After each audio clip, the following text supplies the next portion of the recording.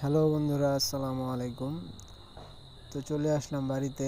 ঢাকা শহরে অনেক বিরক্ত লাগে, যানজট, গাড়ির শব্দ, প্যাঁ এগুলো তো আর ভালো লাগতেছে না। তাই ভাবলাম একটু বাড়িতে আসি, একটু মুডটা ফ্রেশ করে যাই। তো আইসা আমার বাড়িতে আসলে একটা নেশা, সেটা হলো মাছ ধরার নেশা। তো আমি মাছ মাছ ধরতে ভালোবাসি এবং মাছ মানে পরিচর্যা করি।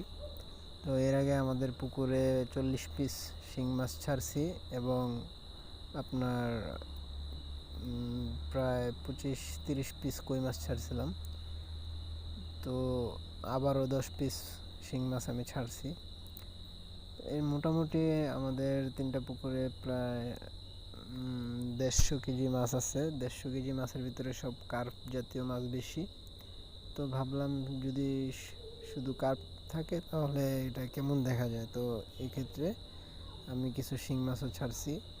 টোটাল 50 পিস শিং মাছ এবং 30 পিস আর কি কই মাছ। এছাড়াও আরও আগেরও ছিল পুকুরে। তো সব মিলে টোটাল ধরেন 80 পিস আর কি, কই মাছ এবং শিং মাছ মিলে 80 পিস। আশা করি ভালো কিছু পাবো, কারণ মাছের প্রতি যে আমার নেশা, এটা আমি চাইতেছিলাম যে নেশা যেহেতু এটার পেশাভাবেও নিব, চাষ করে। এবং অন্যান্য অনেক কিছু তো আছে, তো এটার পাশাপাশি ভাবতেছি যে এটাও কিছু করি।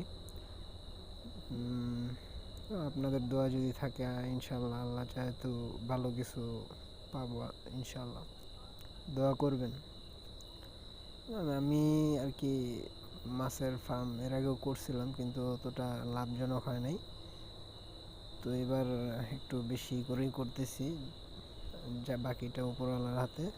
আপনাদের সবার থেকে দোয়া কামনা করতেছি। আসসালামু আলাইকুম।